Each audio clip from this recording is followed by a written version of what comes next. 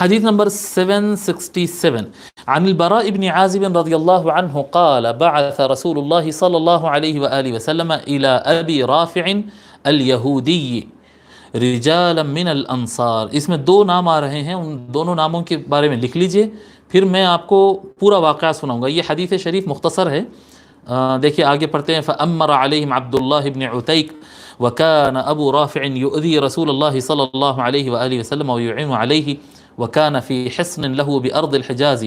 ٹھیک ہے، اس کے بعد ڈیش ڈیش ڈال دی، دیکھیے آپ ڈاٹ ڈاٹ ڈال دیے وہاں پر. تو یہ حدیث کافی بڑی ہے بخاری شریف میں، اس میں سے یہ باب کے حساب سے حصہ لیا گیا. پہلے ان کے بارے میں لکھ لیتے ہیں. پہلے ابو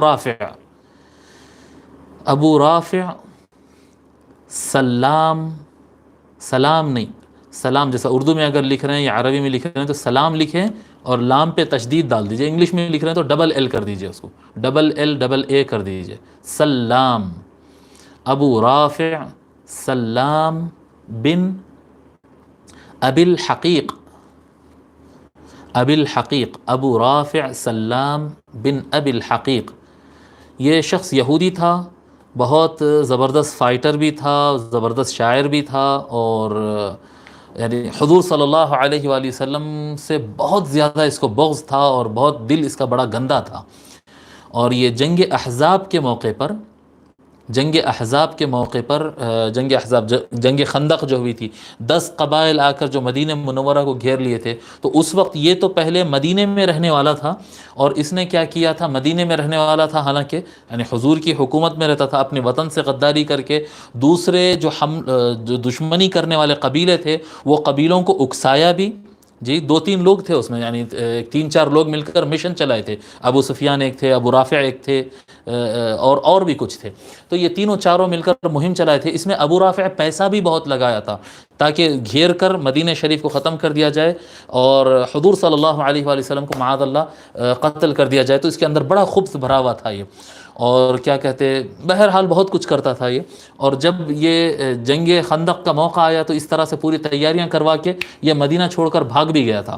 جی وہاں سے نکل کر بھاگ گیا تھا. اور جو یہودیوں کا بڑا مرکز تھا خیبر، ابھی جنگ خیبر اس وقت تک نہیں ہوئی تھی، جی جنگ خندق کی بات ہے یہ، تو یہ خیبر فرار بھی ہو گیا تھا. جب اچھا اس کا انتقال جنگ خندق کے سال ہی اس کو مار دیا گیا تھا. 5 ہجری کو یہ مار دیا گیا تھا، کیونکہ یہ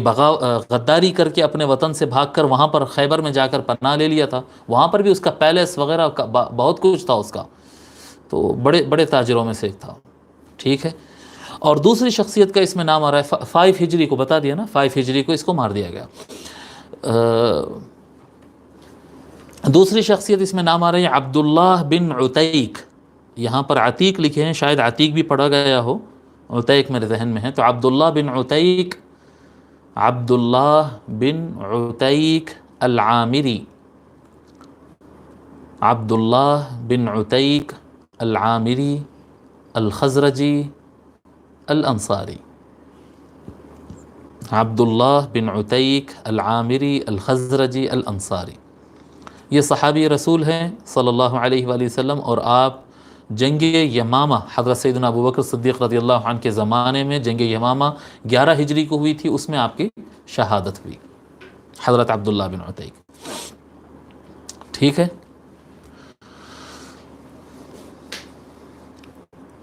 چلیے روایت پڑھتے ہیں، اور جہاں پر ڈاٹ ڈاٹ آتا ہے پھر وہاں سے میں آپ کو واقعہ سنا دیتا ہوں. یا واقعہ پہلے سنا لوں، بعد میں پھر ہم یہ پڑھ لیتے ہیں. چلیے بسم اللہ. عن البراء بن عازب رضی اللہ عنہ قال بعث رسول اللہ صلی اللہ علیہ وآلہ وسلم الى ابی رافع الیہودی رجالا من الانصار.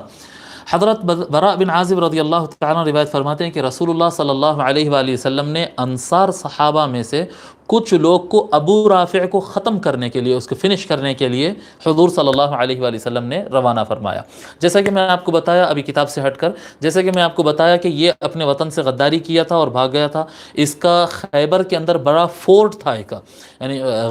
خیبر ایک ایسا شہر تھا، کوئی خیال کرے کہ بھئی ایسا کیسا ہو سکتا. خیبر ایک ایسا کیا کہتے ہیں، ایسا شہر تھا جس کے اندر ہر تھوڑے سے فاصلے پر ایک فورٹ ہوتا تھا، ایک قلعہ ہوتا تھا، بہت زیادہ قلعوں کا شہر تھا وہ. تو اس کا بھی اپنا ایک فورٹ تھا اور اس کے اندر وہ پیلس بنا تھا، بڑا فورٹ تھا، اطراف میں اور آبادی بھی تھی، اس کی اپنی آبادی تھی، اور بیچ میں اس کا پہاڑ پر اس کا اونچا مکان تھا۔ اور کیونکہ اس نے ملک سے غداری بھی کیا تھا اور بہت پیسہ بھی خرچ کیا تھا یعنی حضور صلی اللہ علیہ وآلہ وسلم اور مسلمانوں کو ختم کرانے کے لیے، تو جب جنگ خندق سے فری ہو گئے تھے اور جنگ جیت چکے تھے، ہوا یہ تھا کہ اوس کے لوگ، قبیلے اوس، مدینہ منورہ میں دو لوگ تھے، دو قبیلے، اور دونوں میں ریس چلتی تھی، یعنی ایک دوسرے سے کمپٹیشن کرتے تھے یہ لوگ۔ اوس قبیلے والے ایک غدار کعب بن اشرف کو ختم کر دیے تھے حضور صلی اللہ علیہ وآلہ وسلم کے حکم پر۔ اوس قبیلے والے کعب بن اشرف، وہ بھی ایک بڑا غدار یہودی تھا اور بڑا یعنی وہ وطن سے بے وفائی کیا تھا، تو اس کو سزائے موت یہ لوگ دیے تھے۔ تو جب اوس والے سزائے موت دے دیے تو پھر خزرج والوں کے اندر بے چینی ہو گئی کہ وہ لوگ کام کر دیے اور ہم کچھ نہیں کر سکے، اور وہ لوگ اوس والے بولتے بھی تھے دیکھو ہم تو کر کے بتا دیے، تم کیا کرے۔ یہ دونوں میں ہمیشہ، یہ دونوں قبیلوں میں اسلام کے سپورٹ میں ریس رہتی تھی، کمپٹیشن، یعنی اس کو آپ کہہ سکتے ہیں ہیلدی کمپٹیشن ہوتی تھی ان کے درمیان۔ تو یہ خزرجی حضرات انتظار میں تھے کہ کچھ موقع ملے تو ہم بھی کچھ کریں گے حضور کے لیے۔ حضور صلی اللہ علیہ وآلہ وسلم ایک مرتبہ یاد کرے کہ ابو رافع جو اتنی بڑی غداری اور اتنی بڑی دشمنی کیا ہمارے ساتھ، کون ہے جو اس کا کام تمام کرے؟ تو خزرجی حضرات جو ہے فوراً سامنے آتے، عبداللہ بن عتیق رضی اللہ تعالیٰ عنہ سب سے تیز سامنے آتے اور بولتے یا رسول اللہ اگر آپ اجازت دیے تو میں جو ہے اس کا کام کر دیتا ہوں۔ تو حضور صلی اللہ علیہ وسلم ان کو اجازت دے دیتے۔ اس کی خاص وجہ یہ بھی رہتی کہ حضرت عبداللہ بن عتیق رضی اللہ تعالیٰ عنہ کو یہودیوں کی لینگویج بھی آتی تھی۔ یہودی حضرات جو ہے باقی دنیا میں تو عربی میں بات کرتے تھے، لیکن وہ لوگ آپس میں صرف اپنی زبان میں بات کرتے تھے، وہ عبرانی جو زبان ہوتی ہے، آج بھی ویسے ہی کرتے وہ لوگ، تو ان کی اپنی زبان بھی ان کو آتی تھی۔ تو حضرت عبداللہ بن عتیق کیا کرتے، اپنے ساتھ ایک مختلف روایت ہے 3 یا 4 یا 5،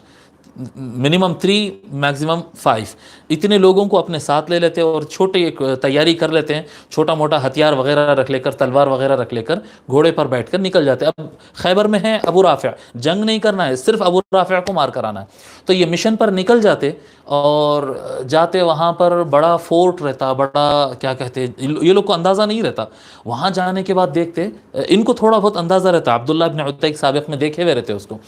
تو وہ علاقے میں جا کر دیکھتے کہ بھئی یہاں تو اندر جانا ممکن ہی نہیں ہے، اتنا بڑا فورٹ بنا ہوا ہے اور ایسے مضبوط دروازے لگے ہوئے ہیں، تو اور دروازہ جو ہے صبح میں ایک مرتبہ کھلتا تو وہ کسان لوگ اور کاروباری لوگ اپنے سامان کے ساتھ گھوڑے وغیرہ کے ساتھ نکل جاتے، بند ہو جاتا دروازہ، پھر شام میں ایک مرتبہ سورج ڈوبنے کے ٹائم پہ ایک مرتبہ کھلتا، جب نیم اندھیرا ہو جاتا اس وقت کھلتا اور سارے لوگ اندر داخل ہو جاتے، پھر بند ہو جاتا۔ یہ لوگ پورا دن ٹھہر کے آبزرو کرتے، یہاں تو اتنے اونچے اونچے دیوار ہے، یہاں تو انٹری پاسبل نہیں ہے، اور وہاں پر جو پہرے دار ہیں وہ بڑی تیز نظر رکھا ہوا ہے، یعنی ہر چہرے کو دیکھ رہا ہے، اور یعنی غور سے جتنے، یہاں تک کہ ان کاؤنٹ بھی کر رہا تھا کتنے لوگ باہر گئے کتنے لوگ اندر آئے۔ تو یہ لوگ بولے، تو دور سے ٹھہر کر یہ لوگ دیکھے، یہ لوگ بولے ایسے تو انٹری نہیں مل سکتی ہے۔ تو جب شام ہو جاتی تو عبداللہ بن عتیق، اب 2 روایتیں اس میں، اکیلے تھے یا ان کے ساتھ ایک آدمی تھا، یہ لوگ بولتے ہیں کہ ٹھیک ہے باقی حضرات تھوڑا ڈسٹینس پہ آپ لوگ یہ رکو، ہم لوگ قریب جا کر دیکھتے ہیں کیا ہوتا۔ اس اثنا میں کیا ہوتا، جیسا مغرب ہو جاتی، سورج ڈوبتا، دروازہ کھولتا، اور وہ کیا کہتے کسان لوگ اور تاجر لوگ جو باہر نکلے تھے وہ سب اندر آ جاتے، اور جو چوکیدار رہتا، سیکیورٹی گارڈ رہتا، وہ سب کو گن لیتا، کاؤنٹ کر لیتا، اندر چلے گئے۔ تھوڑی دیر میں دروازہ واپس کھلتا اور اندھیرا تھوڑا اور زیادہ ہو گیا۔ اب یہ لوگ لیمپ سے لے کے نکلتے، یعنی شاید وہ لوگ کی کوئی چیز گم گئی ہو، گدھا گھوڑا سامان کچھ گم گیا شاید، وہ لوگ نکل کے تیز لیمپس لے کے ڈھونڈ رہے ہیں، ادھر کچھ لوگ بھاگے ادھر کچھ لوگ بھاگے، اور سیکیورٹی والا آواز دے رہا جلدی جلدی کرو ورنہ میں دروازہ بند کر دوں گا۔ اندھیرا بھی زیادہ ہو گیا، یہ لوگ بولے کہ اس سے اچھا موقع نہیں ہے اور ہم کبھی نہیں گھس سکتے۔ تو یہ لوگ، کیونکہ عبداللہ بن عتیق کو یہودی زبان بھی آتی تھی، تو یہ جو ہے کیا کرتے، ایسا کپڑا وپڑا ایک دم کسان جیسا بنتے نا، ویسے شملے کو ٹیڑھا میڑا بن کے ایسا منہ پہ تھوڑا ڈال لے کر، وہ جہاں پر لوگ ادھر ادھر ڈھونڈ رہے تھے تو یہ بھی جو ہے جھاڑوں کے بیچ میں جا کے ادھر ادھر تھوڑی دیر کے لیے بیٹھ جاتے۔ اب لوگ کو اندازہ نہیں ہو رہا کہ کوئی سمجھ رہا کہ بھئی یہ بھی ڈھونڈ رہے ہیں، اور کوئی سمجھ رہا ہے کہ یہ بھی جو ہے کچھ اپنی ضرورت سے فارغ ہو رہے ہیں شاید جھاڑ کے پیچھے جا کے۔ بہرحال ان کو تھوڑا سا کنفیوز کر دیے، اور کنفیوز کر کے جب وہ پھر پہرے دار آواز دیا کہ جلدی آ جاؤ ورنہ میں دروازہ لگا دوں گا، رات میں واپس گزارنا پڑے گا، تو وہ جو کسان اور جو تاجر، بہرحال جو بھی اپنے سامان تلاش کرنے نکلے تھے، وہ لوگ تیز تیز بھاگ کے اندر واپس آتے، ان کے درمیان انہوں بھی آ جاتے بیچ میں، ان کے درمیان انہوں بھی بیچ میں آ جاتے اور ان لوگ کے ساتھ اندر داخل ہو جاتے. اب وہ کیونکہ بہت لیٹ ہو گئے تھے, اندھیرا زیادہ ہو گیا, تو وہ چہرے اتنا نہیں غور کر سکا, اور وہ زیادہ لوگ تھے ان کے بیچوں بیچ میں, یہ بھی ان کے ساتھ کیا کہتے ہیں یہودیوں کی زبان میں بات کرتے ہوئے, عبرانی زبان بولتے ہوئے وہ بھی اندر داخل ہو جاتے, انہوں اور بعض روایتوں میں انہوں یا ان کے ساتھی دونوں مل کر اندر جاتے, اور اندر داخل ہوتے سب اپنے اپنے گھروں کی طرف جاتے. یہ جو ہے فوراً ایک کونے میں دیکھتے اندھیرا ہے, ادھر جاتے تو وہ اونٹ اور گھوڑے باندھنے کی جگہ رہتی, وہاں جا کر خاموش یہ لوگ بیٹھ جاتے. وہاں سے بیٹھ کر دیکھتے تو بڑی باؤنڈری ہے, اور اس کے بیچ میں کئی مکانات ہے, اور پہاڑ کے اوپر پیلس ہے, اور وہ پیلس میں لائٹ کھلی ہوئی ہے, اور وہاں پر جو ہے گفتگو کرنے, ہنسنے, مذاقیں کرنے, شعر وعر بولنے کی آواز آ رہی. تو یہ لوگ کو اندازہ ہو گیا کہ بھی ابو رافع کا پیلس تو وہی ہونا چاہیے, یہ پوری باؤنڈری ابو رافع کی ہے, یہ یعنی پورا فورس اسی کا اپنا ہے, بہت بہت مالدار آدمی تھا. تو وہ جو ہے وہ لوگ بولتے کہ بھئی سب لوگ ابھی جاگ رہے ہیں, لائٹیں کھلے ہوئے, یہ ٹائم کچھ نہیں کر سکتے. یہ لوگ بھاگ کے جا کے کونے میں وہی اونٹ اور گھوڑوں کے بیچ میں بیٹھ جاتے, اور غور سے دیکھتے سیکیورٹی گارڈ کیا کر رہا ہے. سیکیورٹی گارڈ کیا کرتا, گیٹ پوری بند کر دیتا ہے اور تالا ڈال دیتا, اور تالا ڈال کے کچھ دیر ہاتھ میں چابیاں پکڑ لے کے کھڑے رہتا ہے, کنجیاں پکڑ کر, چابیاں پکڑ لے کر, کیز رکھ لے کے ہاتھ میں, کچھ دیر کھڑا رہتا. جب دیکھتا کہ سب لوگ چلے گئے اور کوئی نہیں دیکھ رہا, تو رائٹ لیفٹ دیکھنے کے بعد وہ دروازے کے سائیڈ میں ایک کھوٹی, دیوار میں ایسا کھوٹا لگا ہوا تھا نا, وہ ایک کھوٹا لگا ہوا تھا, اس کے اوپر وہ آہستہ سے چابیاں لٹکا دیا اور راؤنڈ اپ پہ نکل گیا. وہ تھوڑی تھوڑی دور پر ایک راؤنڈ لگاتا پھر آتا, اور وہ اپنے کام سے یعنی جا رہا تھا, آ رہا تھا. یہ لوگ خاموش بیٹھے بیٹھے بیٹھے, جب زیادہ رات ہو گئی, جب بہت زیادہ رات ہو گئی, تو یہ آہستہ سے نکلے, اور نکل کر سب سے پہلے وہ کنجیاں لیے اور لاک کھول دیے, قلعے کا لاک کھول دیے. لاک کھول کے وہیں پر تالے کو جیسا تالا جیسا اسی طرح سے لٹکا دیے جیسا کہ لاک پڑا ہوا ہو, اور دروازے کو لائٹ ان لاک کر دی, بس لائٹ, ایسا پورا کھول نہیں دیے. یعنی دور سے دیکھنے والے کو لگے گا کہ دروازہ لاک ہی ہے, اس ٹائپ میں رکھ دیا, حالانکہ وہ لاک نہیں ہے, اور چابیوں کو پھر جہاں کا وہاں لگا دیے, بلکہ چابیاں ساتھ میں رکھ لیے تھے یہ, اور کیا کیے تھے, اور تھوڑے تالے وغیرہ رکھ لیے تھے. اور اب وہاں پر جانے لگے. راستے میں جس کے مکانات نظر آئے, اب پورا رات ہو گیا, اوپر کے لیمپس بھی بند ہو گئے, ابو رافع کے گھر میں بھی اندھیرا ہو گیا. اب یہ بالکل اندھیرے میں لیٹ نائٹ نکل کر جب ہر طرف سناٹا ہو گیا, کیا کرتے تھے پرانے زمانے میں, آپ دیکھیں گے دروازوں کو کنڈیاں دو سائڈ سے ہوتے تھے, کنڈا اندر سے بھی ہوتا تھا,